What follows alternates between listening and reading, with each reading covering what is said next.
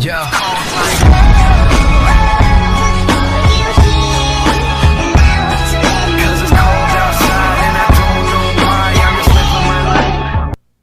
Hey YouTube, it's King here, and today we're gonna do a quick deck profile. I got a new stand, so now I can do my my original little getup.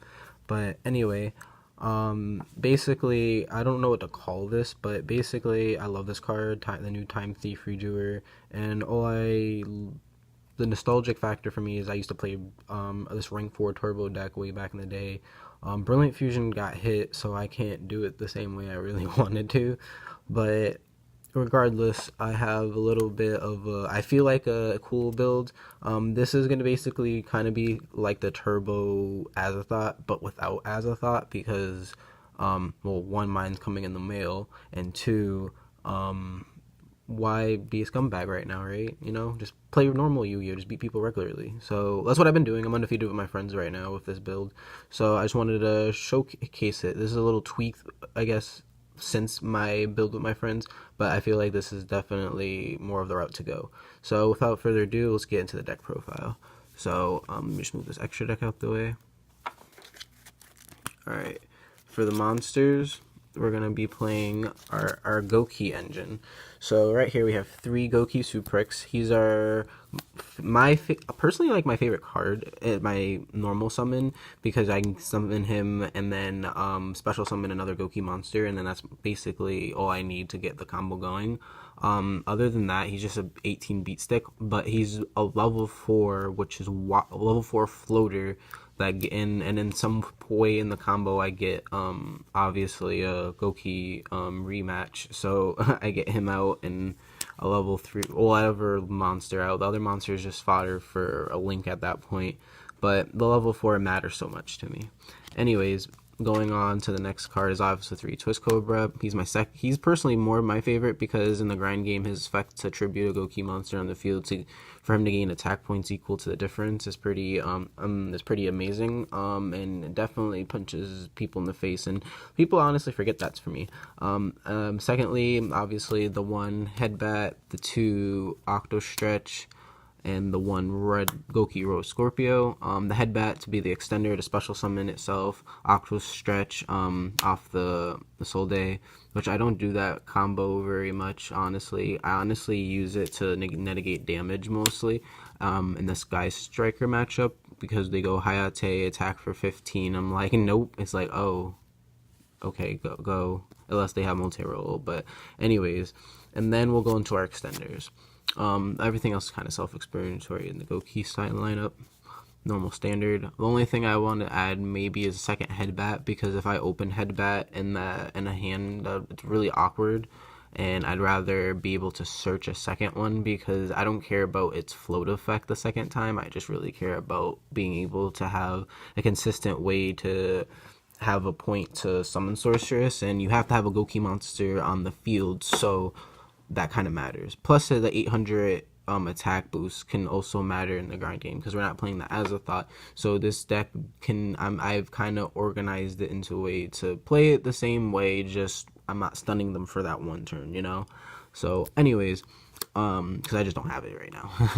I proxied it, it's pretty broken. Anyways, 3 Neo Space Connector, in the 1 Aqua Dolphin, obviously. 3 Space Connector, it being level 4 is pretty good. That's the main reason why it's in the deck. Second reason is because we can rip a Aqua Dolphin out. Oh wow, we can special summon the Aqua Dolphin and use his effect to see my opponent's hand, which helps me set up for what kind of play I want to do, whether I want to just go with Time Thief Redoer and I'm straight, or rip a hand trap, and then I want to do a Time Thief Redoer and some other way to stun my opponent, whether it be a Fog Blade, or, you know, make sure I have a trap under Redoer instead of just summoning him with 2 level 4 monsters. So other than that, the other 2 extenders we're playing are 2 Junk Forward and 2 Blue Mountain Butterspy. If I open up Blue Mountain Butterspy, she's staying there until I make Redoer. Other than that, unless I don't have another way to make a Soul Day. Other than that, personally, I might add another one of her just to have another level 4, but I can't say which one is better, because he can be normal summon and she can't. So it's like they're both. I don't know. That's why I like the 2 and 2 at the moment.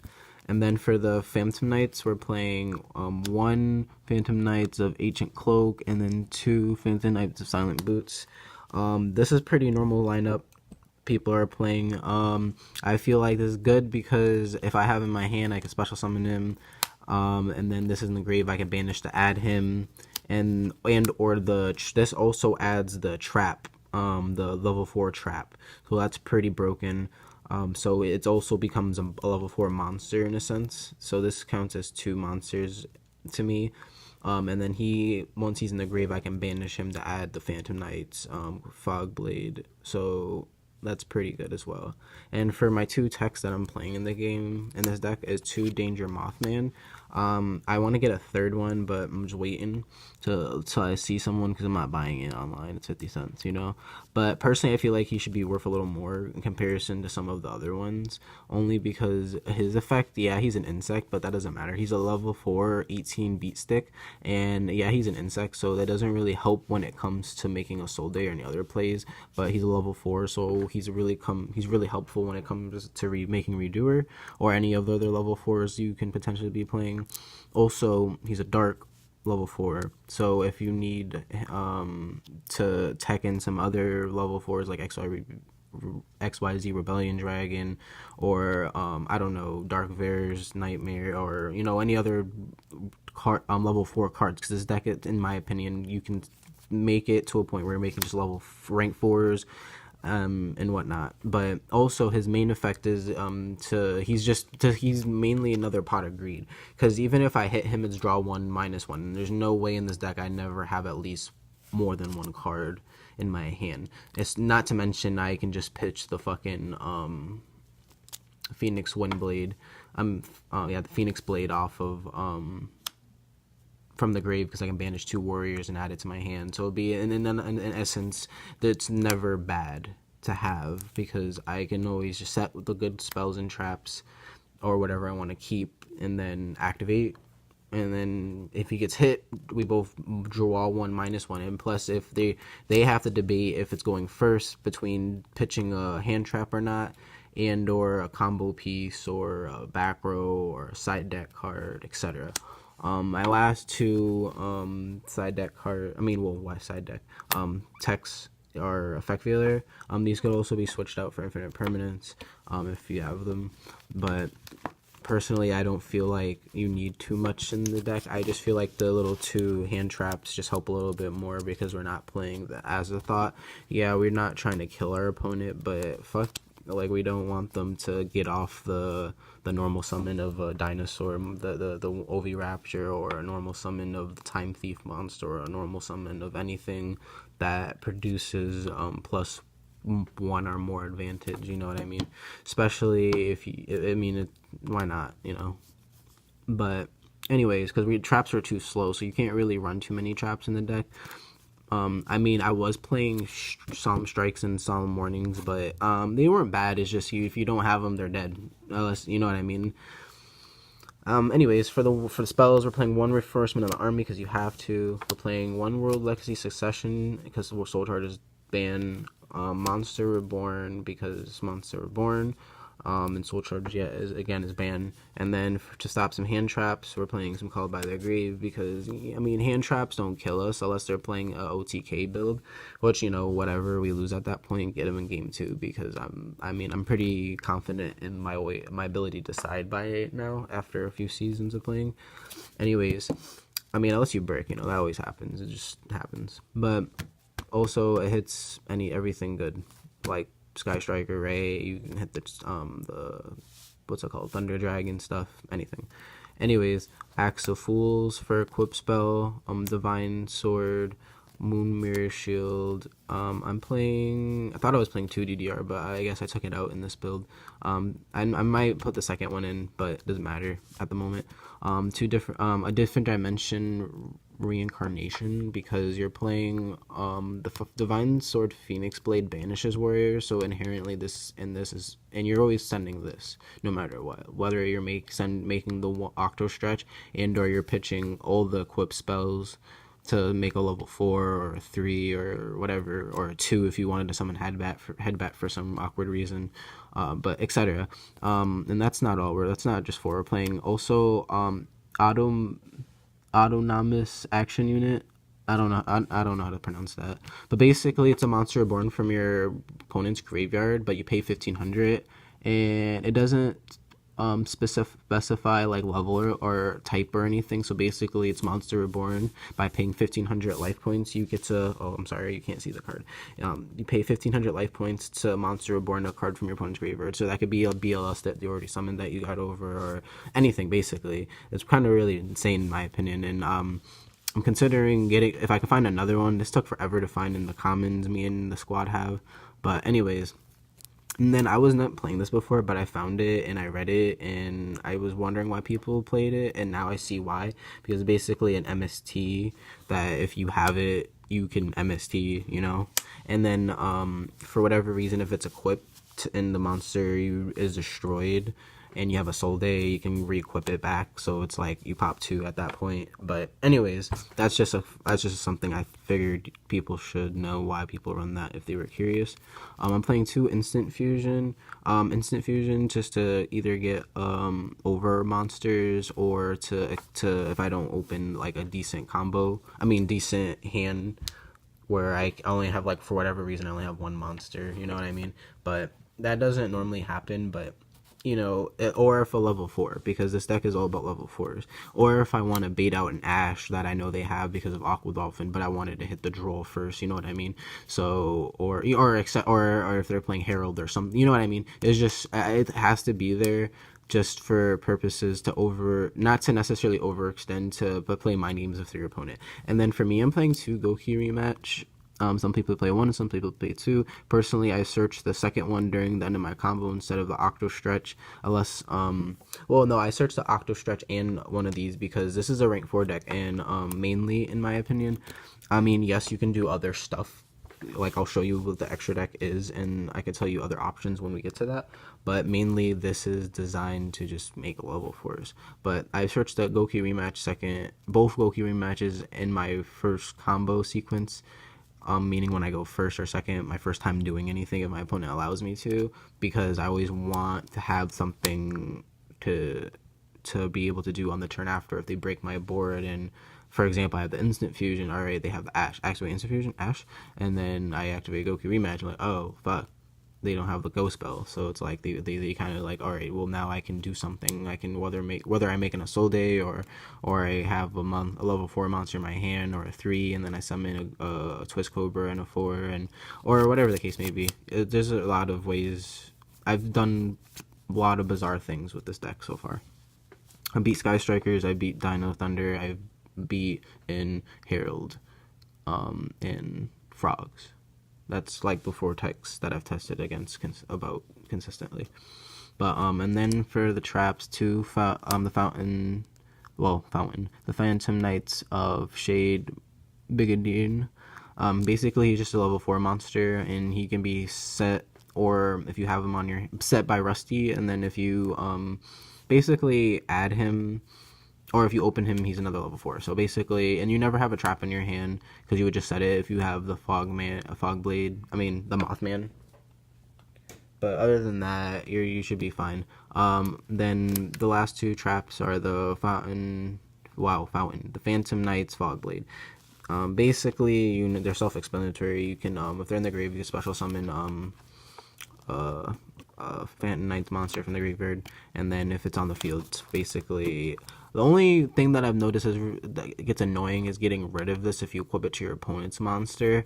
But most of the time, the opponent has no choice but to get rid of the monster, because I'm just gonna be basically decking them out, because I normally get 2 redoers out my opponent by the time this actually becomes relevant. By the time I have to use this. Other than the fact that it gets annoying to get rid of, it's really solid. And then when it's in the grave, I could either special summon a Rusty from the graveyard, or I can special summon one of the other Fog Knight Phantom Knight monsters in the grave that I didn't already use. Which sometimes, if I'm in a situation where I'm kind of slight advantage, I try to save them a little bit, at least a turn or so, later where I know it's depending on the matchup though. If I don't feel like if they're gonna kill me, then if I don't feel like they're gonna kill me, then I wait. If I know they're gonna kill me in the next turn or two, then I don't wait. Is basically, and then these again are just other extenders because depending on the deck, they like Phantom Knight Fogblade isn't that good against Sky Strikers. I mean, it is and it isn't because they can just tag out if it's Ray, but if it's not Ray, which you're never gonna be doing Ray, but they just link away. You know what I mean? So it's like all kind of good. Anyways, the star of the deck, 2-time Thief Redoer. He's my favorite card in the deck, new favorite card in the format. I hope he doesn't get banned because he's not broken. He's just kind of really free. If you don't know what he does, he requires 2 level 4 monsters. He's a dark psychic monster. He's 24 beater, 2000 attack. I'll read him out loud. Once per turn during your standby phase, you can attach a top card of your opponent's deck to the top to this card as material, and then that's period. And then his quick effect is you can attach up to 3 different types of materials from this card, then apply the effects depending on what was attached. And from what I understand, this card is a quick effect, meaning your opponent has to respond to my activation.